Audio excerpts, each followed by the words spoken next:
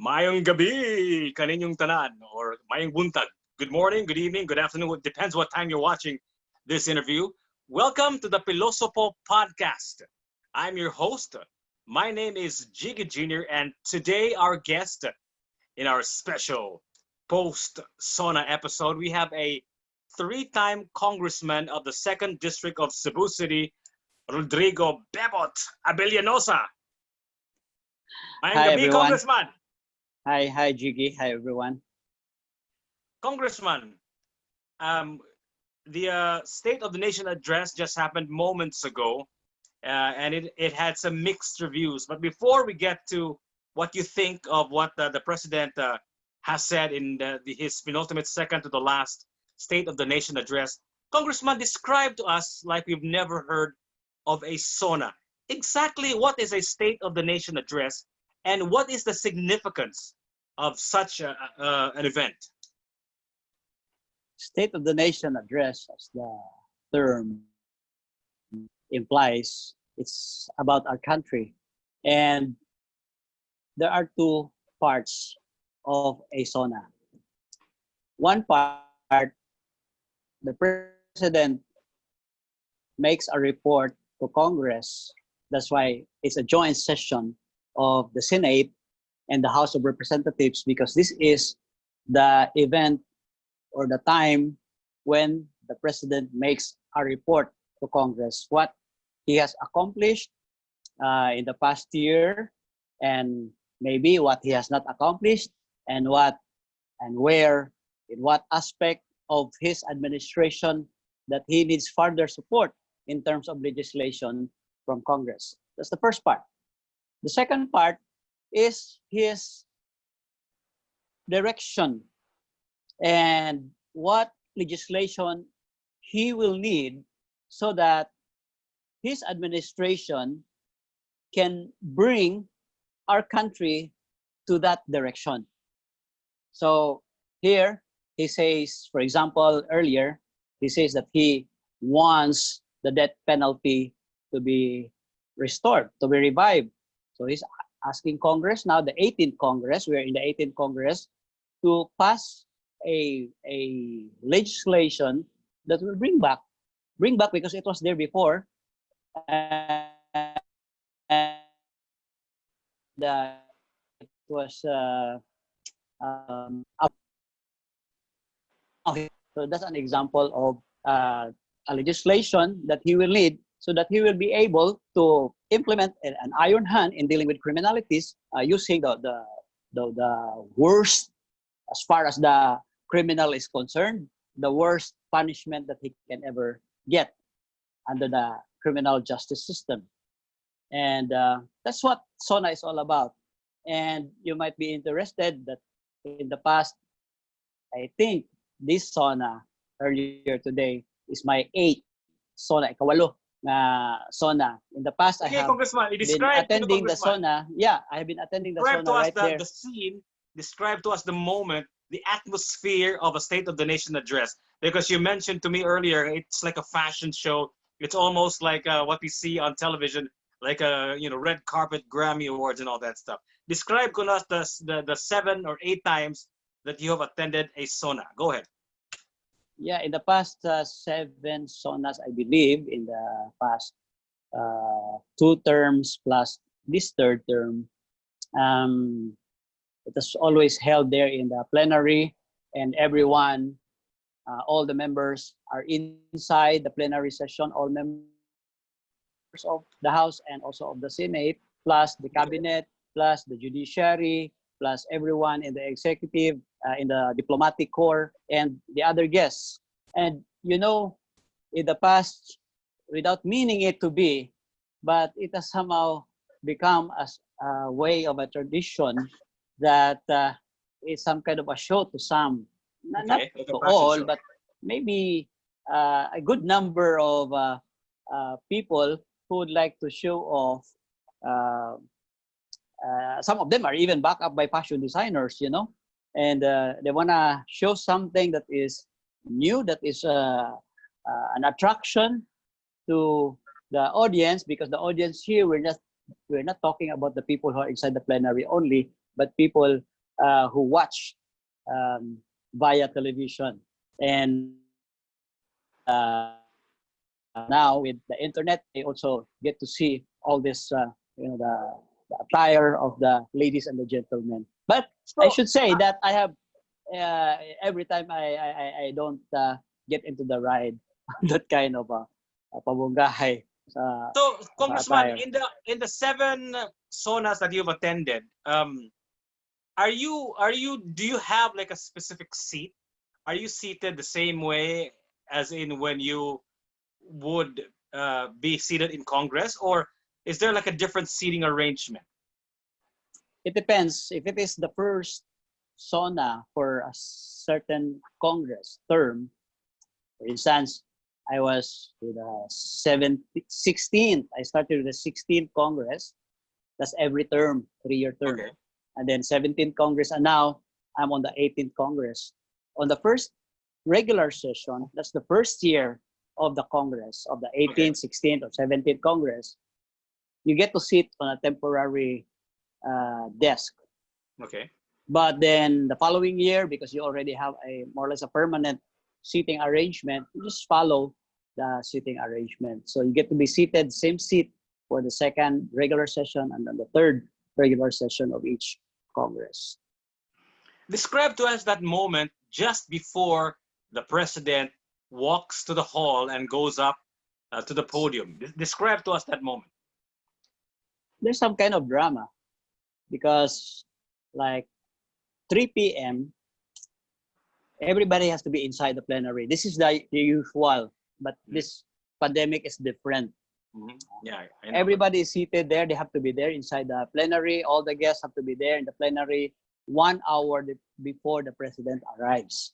So here comes the president around 4 p.m. or just a few minutes before 4 p.m. with helicopters hovering over the complex, and then land on the helicopter pad just at the back of the building. And then this is covered while still on the air until the helicopters land. It's covered. And then the president goes out of the copter, walks and gets inside the plenary and goes up to the podium. And that's it. Everything is covered. Is there like an applause? The a opening is standing very ovation simple, when he you know. enters? Again? When he enters the plenary, is there like a standing ovation? Is everybody made to stand? Is everybody clapping? What's the atmosphere like once the president enters the door? Actually, the Secretary General, I suppose, makes an announcement that Okay. the president has arrived, and the audience clap their hands. That's it. And then the president of the Senate opens right away the session on the part of the Senate, and the Speaker of the House of Representatives does the same thing, opens the session on the part of the House of Representatives, and then when both are open, the joint session is open, the president is immediately introduced to make his State of the Nation address. As simple as that. Simple as that. You notice that there are several interruptions of clapping when a president does a speech. Describe to us that scene. When they clap, it's not everybody that claps, right? Yeah, in Sometimes fact, the applause is like among party lines, right? Correct me if I'm wrong.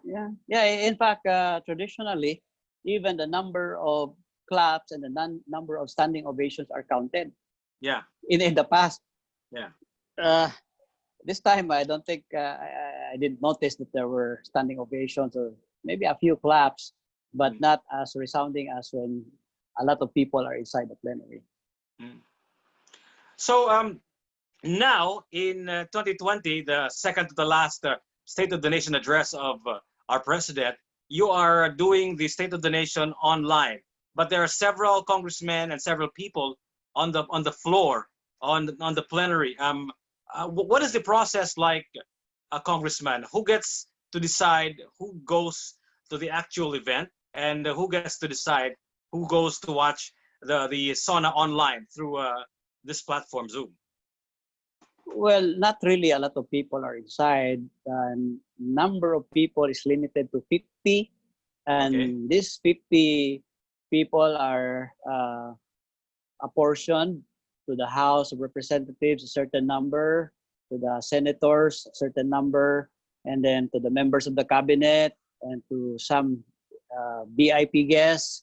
So that gives you an idea of just about how many congresswomen or men, and how many senators, and how many cabinet members were able to be admitted inside. The selection, usually, if you're from that place, then you get to be the priority because you don't have to travel, especially like in our place here in the city of Cebu. We are in MECQ, so you cannot just travel that very easily, and it also doesn't really make it a priority to be there when you can just be online. In terms of the technical preparations of an online State of the Nation address, what sort of preparations did you guys have? Was it No, difficult? not really. Just like we are arranging for this meeting, it's just like Okay. that. Yeah, Okay. we get to have a meeting ID and a password. Then we have been doing this many times already. It's not the first time that we're doing this. Okay. We meet with the committees. We had impact sessions already in the past where we use this platform, the Zoom Okay. platform. So Okay. it's not something that's new to us. Okay, let's talk about the State of the Nation address of our president just a few minutes ago, at least when we are recording this interview. We are in the middle of the greatest challenge of a generation. Did the State of the Nation address match the moment? I don't exactly understand what you mean by matching the moment of that's Did na the speech of the president match the biggest trial of a generation, which is COVID-19? we are Was it experiencing. that we're experiencing right now?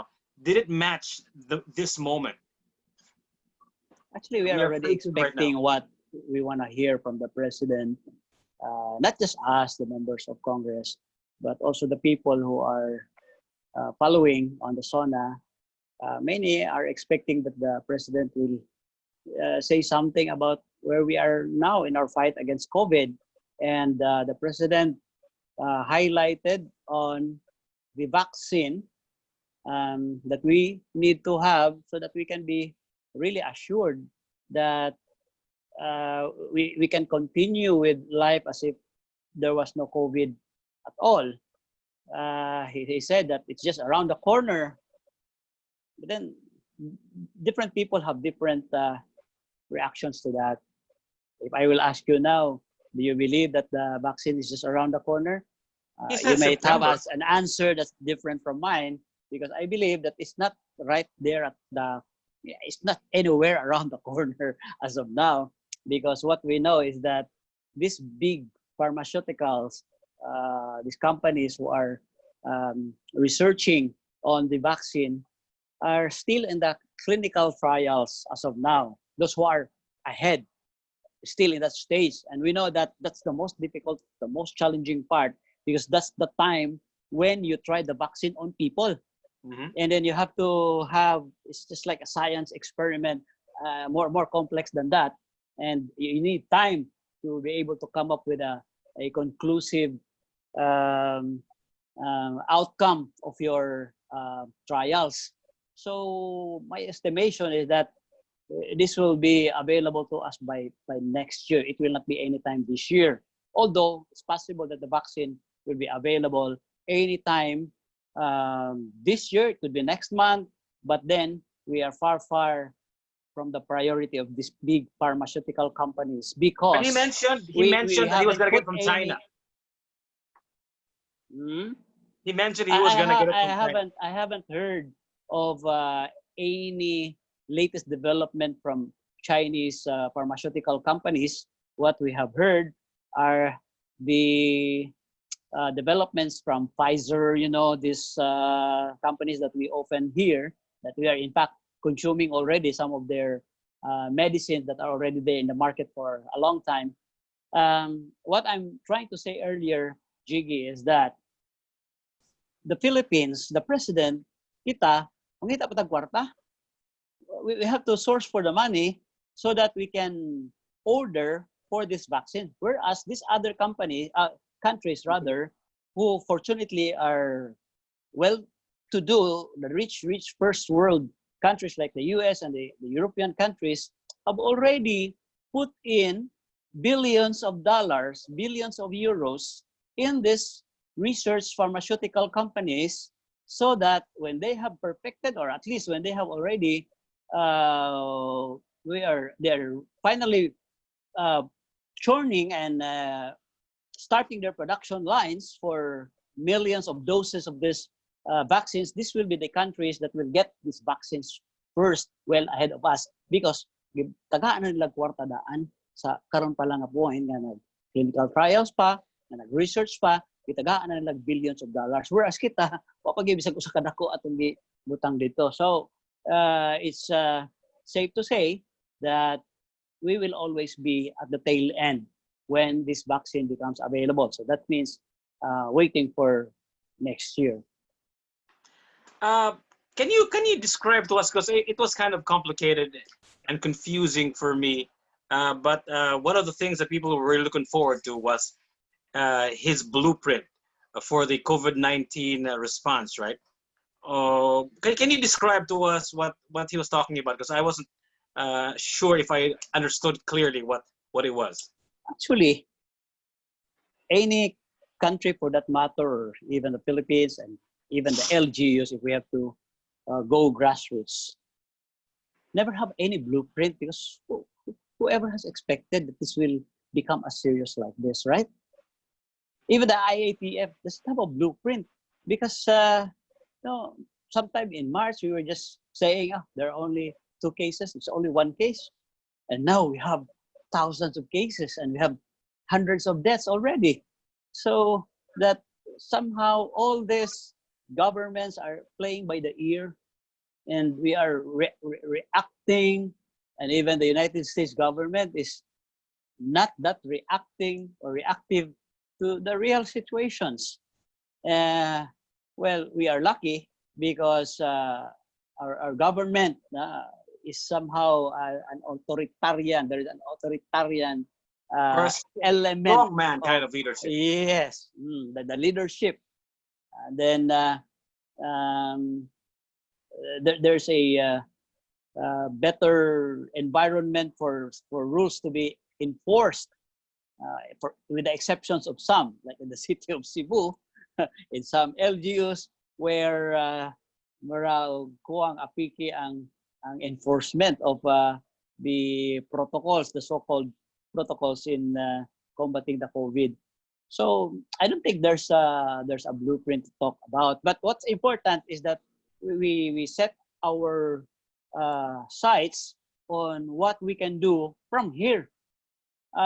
We cannot even ato lang i-localize ang atong istorya ba sa siyudad sa Sugbo, Cebu City. We're hoping that we will be back to GCQ by August, because we have to survive. People have to go out to make their livelihood. But then we know that once people start to going out and mingle in their places of work, in their transportation from home to work and back home, there is a very high possibility that they become infected and their families become infected. So it's very likely that cases will rise again, and then our hospitals will be overwhelmed. It's already overwhelmed now.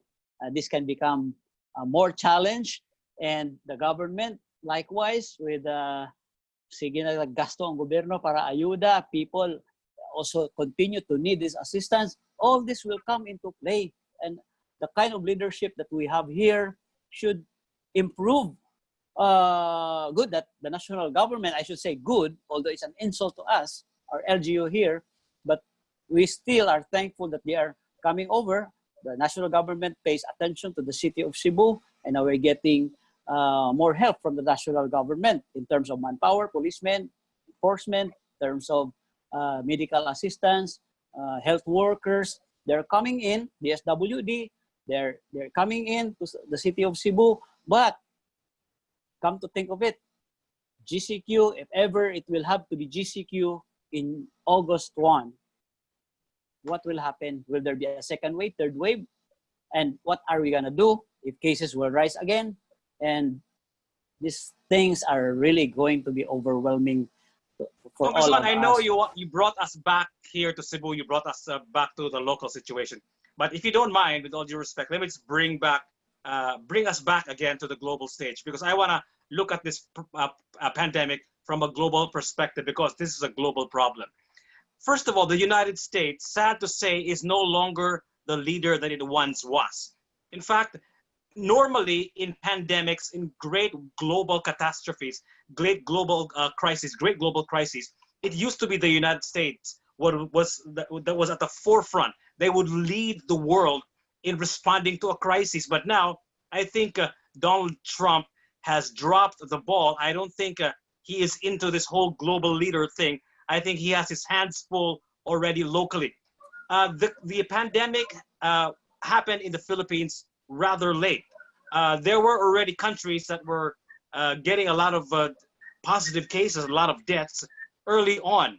And people knew already how to respond. In fact, there are very successful nations, including New Zealand, who, as of a few days ago, was able to hold a rugby event with 56,000 in attendance with no COVID protocols whatsoever. All of their bars and restaurants are fully open with no COVID protocols whatsoever. They have 0 cases for the past 7 days. So they were able to stop the virus. And there are other countries that are also successful. So there is a way to succeed at this. And if you just watch what people did in other countries, if the Philippines just watched and observed and studied what they did, we could probably have been able to control this pandemic. Now, something like this, we have to have a global attack, a global response, right? But lacking a global response, I think the closest to a global response is a national response. I don't think a Cebu, a Manila can arrest this virus alone. It has to be in unison.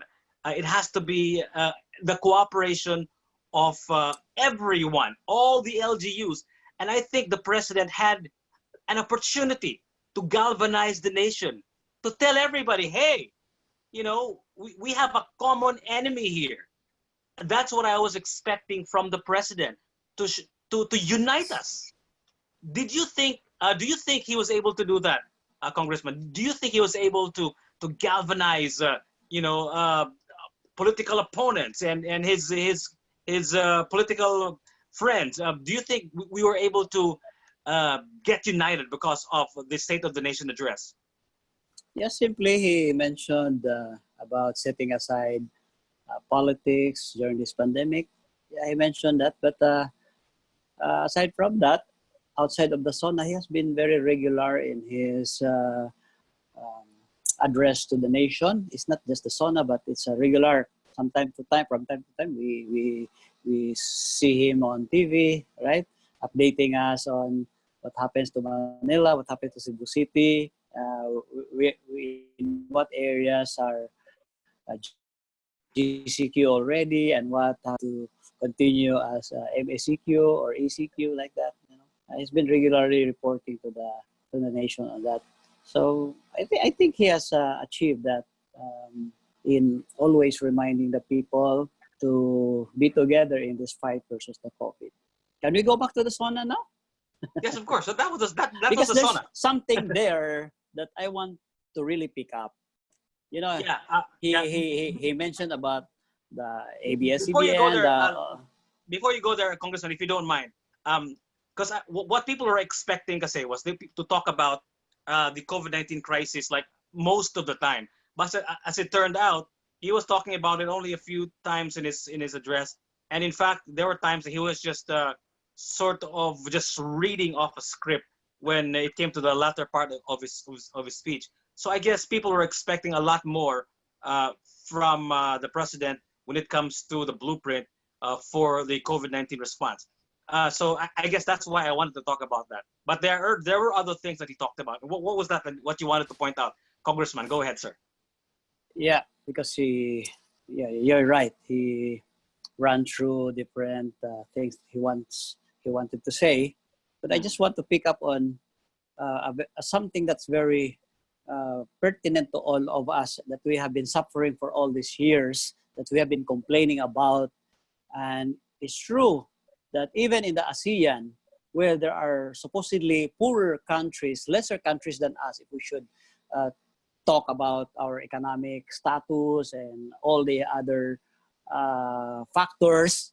Mm-hmm. But sad to say, we seem to be at the bottom, at the tail end, when we talk about internet connectivity, broadband, the speed of our internet and the broadband.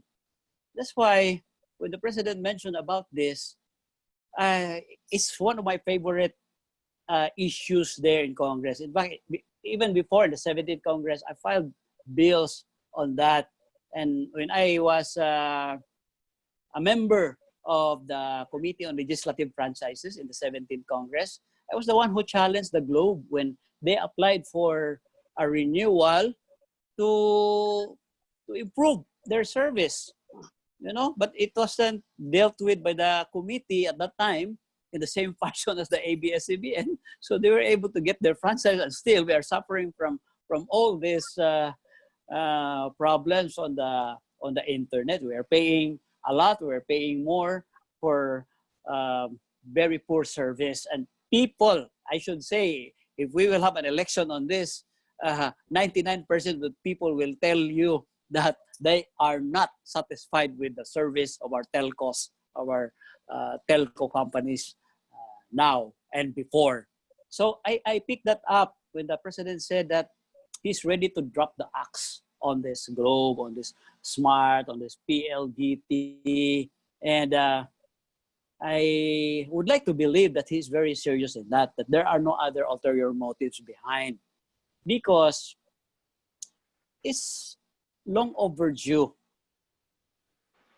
It's long overdue. I think he mentioned that also before Yeah, I in heard his that previous before. Yeah. sonas. Yeah. And now he mentioned it again. I hope that he will be more serious this time, and we'll have to back this up with a legislation. So something struck me that I remember I was brought back to the time when we were grilling Globe Telecoms when they applied for renewal in the Committee of Legislative Franchises. I asked, what's the problem, guys?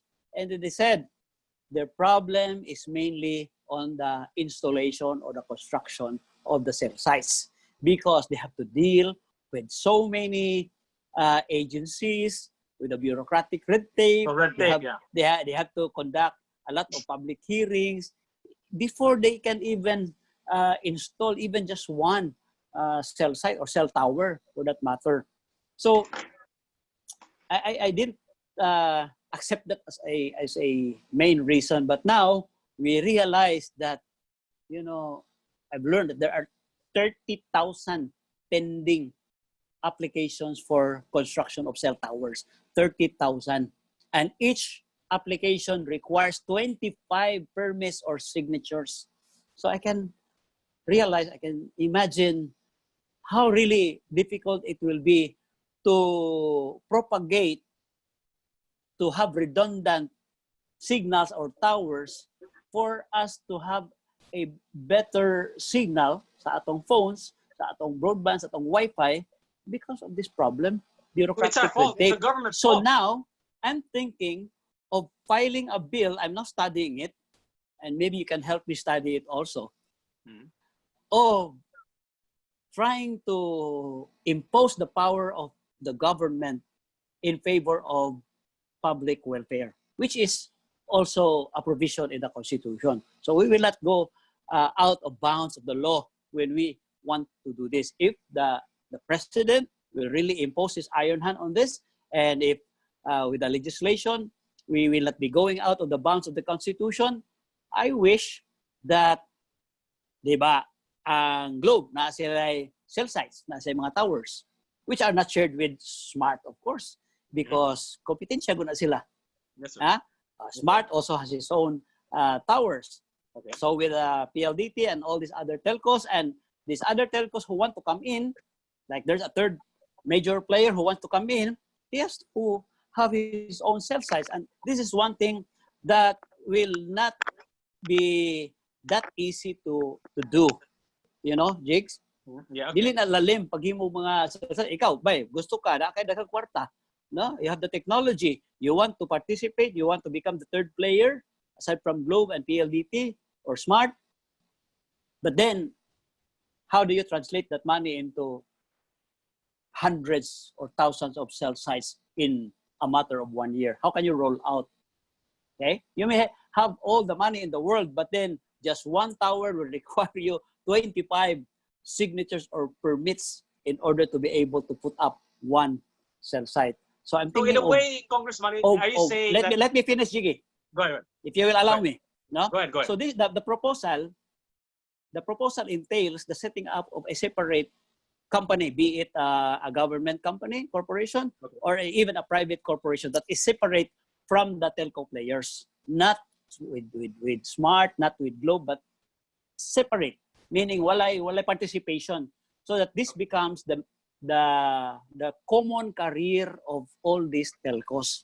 So what I'm trying to say is that kung kining mga existing karon nga mga cell towers or cell sites, usahon ta lang na kumpanya, paliton ba na nila nato gikan sa private owners right now, and then the succeeding, the future constructions of more cell sites will have to be done with the auspices of the government para sayon ra ang pakig-alayon sa or pakig-relate sa mga LGUs. Kaya syempre, gobyerno ka, ato sa LGU, dili na istriktihon sa LGU, dili na lisod-lisoron sa LGU, di ba?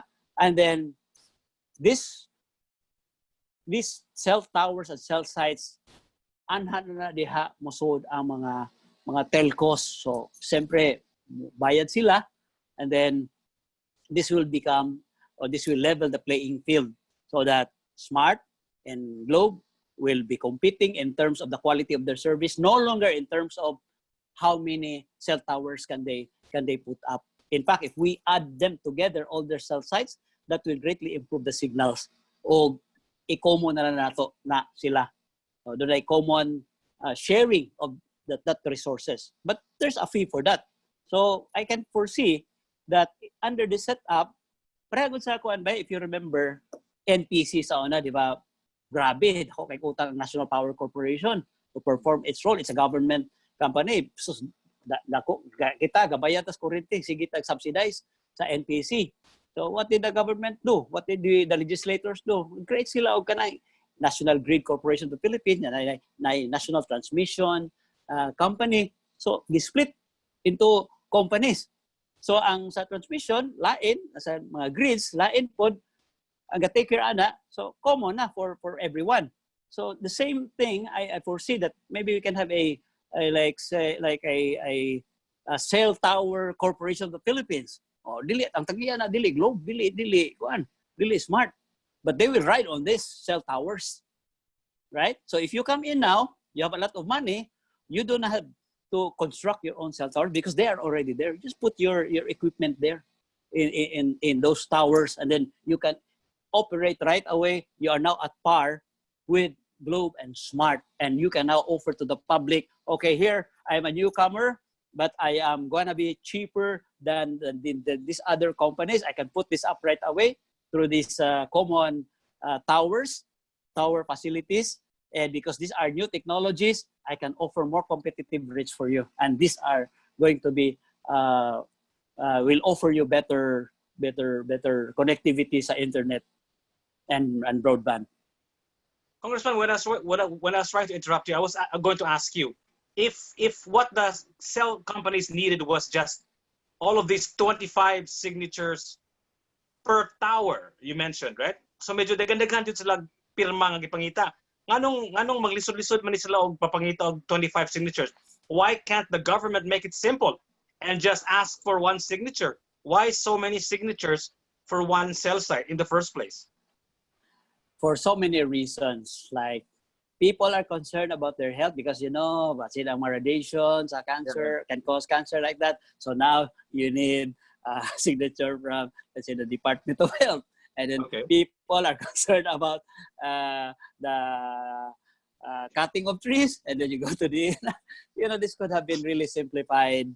And because these are done by private companies, even some lands there na pwede yun unta kayong gamiton for this purpose. Ang tag-iya will not give way, will not give in, and then walay expropriation power ang mga private companies, not like the government.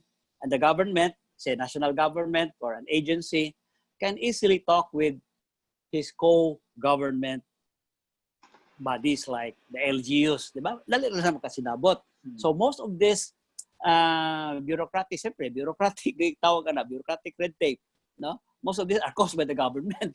Exactly. Themselves, right? So if we now ask the government to do this themselves, you can get rid of so many of these bureaucratic. So what happens to the protection of the environment? What happens to the concern of the people for radiation? Kung those are valid concerns. Yes, of course. But these government agencies who are already there can already tell. So they don't have to apply for a permit.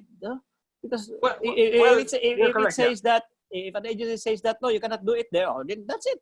You can do it there. But you can do it there, but because of this long list of requirements, you just have to comply. 1, 2, 3, 4, 5 until the 25th. And then after spending like 3 months or even 1 year to do that, pasado mo lagi na itanan. Di ba? Makinomdo magkakonsya, akaning congressman, murami ni katong mangayo kong signature sa ako ang clearance before you graduate. You have to have signature of all of these teachers, right? So 25 signatures. So instead of cutting that red tape, your suggestion is to nationalize the building of the cell towers, the cell sites, para ang mga telco companies will just rent. I know for a fact that most of the nations, especially our Asian neighbors, who have very good and cheap internet connection, is owned by the government, right? Their internet companies are owned by the government, right? Congressman, am I correct? Yeah, actually there are issues with regards to government ownership and maintenance of facilities. We don't have a good track record when it comes to that. So that becomes questionable also. But for a start, just to acquire, the government can take the lead. And then later on, we can have it privatized when everything is set up already. Like the NGCP. NPC used to be a government company, National Power Corporation. And then NGCP now is owned by the C family of SM. I think the need for good internet, good and affordable internet, is actually related to where we are now in this pandemic. Because I think the president realized that, hey, we're going to need the internet more than ever now, that business will be going online more. So I think this moment is the time for us to shape up as far as our internet infrastructure goes. Yeah, you're right, Jiggy. You're right there. In fact, aside from the economic recovery, where we have to adapt to the so-called new normal, the new normal in transacting business, we have started to do that now. Everybody is online when you want to order some stuff, food or other needs for your home. And now we have to do this online learning, even if let's say the virus, we conquered the virus already, it still is a very good option to do learning online. So it can save our students transportation. If it is, you talk about college, dili man kaya kinahanglan yung kayo mag face-to-face, di ba? Pero mga bata tingali, preschool, grade school, kinahanglan yun na face-to-face, no? In the future when there's no more COVID. Okay? But all these other levels, even high school, even senior high school or college, can do very well with like what we are doing now. We're face-to-face, but we are online. And I believe that this is more effective than we are facing each other, right? Yes. With all this external... I'd rather talk to you personally, but yeah, this is easier. But I think, Congressman, online classes, online school has already been there even before the pandemic. buying online, Amazon's been there for ages. All of these websites that you can buy from. So it's always been there. I think, like I always love to say, this pandemic is an accelerant to things that we're supposed to be adapting already as Cebuanos, as Filipinos, that the world has already adapted. In fact, a majority of the sales of fashion are done online in some parts of the world. So I think these are things that we need to adopt and adopt now. And I think having a good internet infrastructure will help us assimilate into the new normal. Yeah. Even there's somebody who said that let's not underestimate this pandemic because it offers a lot of opportunities. We should ride into these opportunities for doing things better, for doing it differently from the way we did before. When you say, oh, na may Amazon, na may mga online order, but the experience that we are having right now because of the pandemic is wider, it's deeper, and it now involves more people, multifold compared to who were into that before the pandemic. Congressman, let's go back to COVID-19 one more time, if you don't mind. Our response to the pandemic, he even admitted in his SONA that there were some failures and all that stuff. Did you sense that he wanted to change our approach to COVID-19, or was he going to stay the course and just do whatever it is that he's been doing now? What sense did you get from the State of the Nation?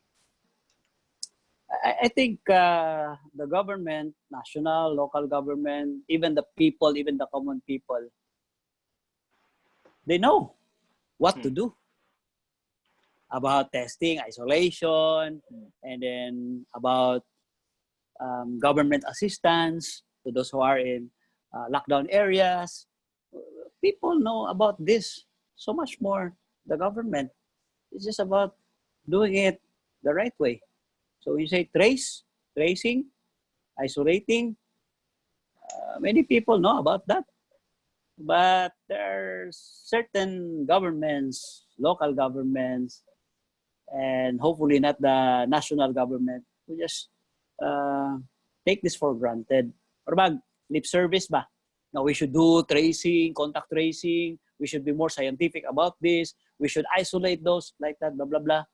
But ang efforts lahi sad, or probably we're constrained and limited by resources, and we're running out of resources and time too.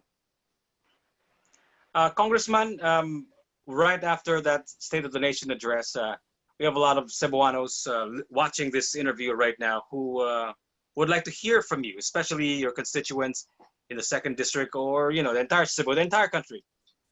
Would you like to give them a message? Yeah, as I have said, there are two opposing challenges. They're opposing. They are heads on. They are colliding heads on. One is we want as much as possible to contain the virus while there is no available vaccine. For now, we want to contain it. We want to stay at home. We want to be distancing and do all this hygiene that we are doing right now.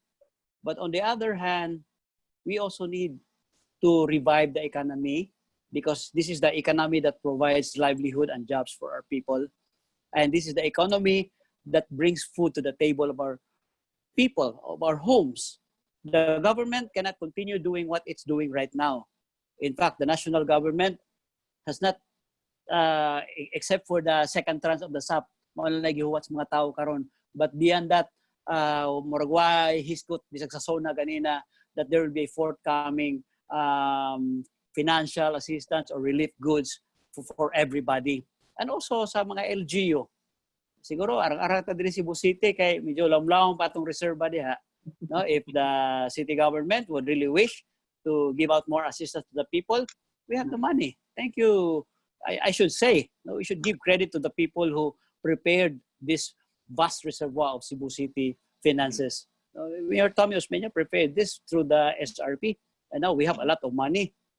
But then this money, we must make sure that this is spent properly. Dili na ka ng mga mabasahan na lang nato nga, oy, nga naman gipam sana overpricing diha or dunay man. So that challenge, the reality is that we now have to go out. We now have to let the people loose to earn their livelihood, but not in the sense that musaka na pod. But I believe that that is inescapable. When you have more people going to their places of work, they have to use transportation, they have to interact with other people in their places of work, in the commute, when they commute. So these are all opportunities for the virus to gain another foothold. So daghan na po niyang numbers and we will really be overwhelmed. So we now have to really balance between health and the need to live, to have livelihood, to revive the economy, and at the same time to survive from the virus and survive from hunger. Congressman, and ladies and gentlemen, change was the battle cry of this presidency. He has made some great strides, great headway in changing the Philippines in many ways. But now the world that he wanted to change has been dwarfed by an even bigger change, and that is COVID-19, a change that has wrought the Philippines, not just the Philippines, but the entire world. You hear this a lot, change is coming, as their battle cry, as you would hear them and people say, supporters of President Duterte say, change is coming. But now he's faced by a change that he never saw coming. We can no longer rage about a world that doesn't exist anymore. Sincerely, I hope that we can look at COVID-19 straight in the eye and say, COVID-19, change is coming. Thank you so much, Congressman Rodrigo. You have the names. You are namesake of Rodrigo Duterte, BEBOT Abellanosa, Congressman of the 2nd District. Thank you so much for illuminating us about the State of the Nation address and clearing it up for us and teaching us how this works and what it's all about. Thank you so much, Congressman. And I hope to talk to you again. I hope to talk to you again in future episodes about many issues concerning the world today. Thank you so much, Congressman. Looking forward to that. Thanks for nice talking with you. Thank you. You're amazing. Thank you, sir. Thank you. All right.